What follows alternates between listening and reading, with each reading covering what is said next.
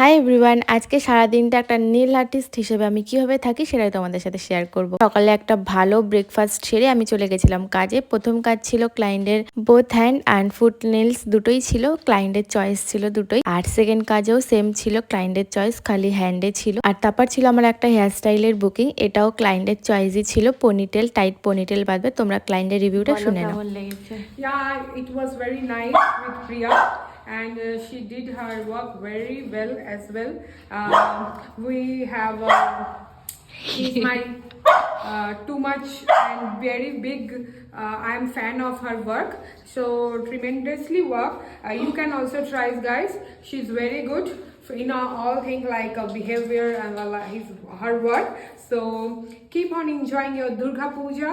So call Priya for the work. Bye.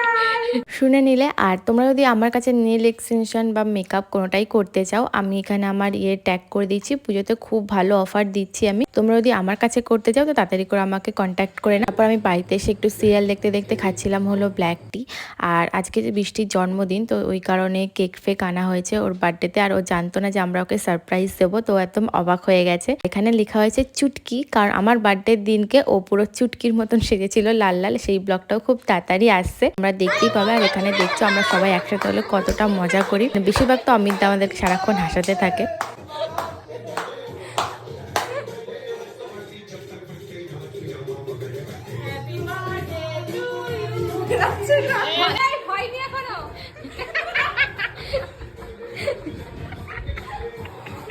তারপর তো সবাইকে কেক খাওয়ানো, তারপর নিজেরা খাওয়া, নিজে খাওয়া, এসব পর্ব চললো। তারপর আমরা অনেকক্ষণ বসে বসে আড্ডা মেরেছিলাম।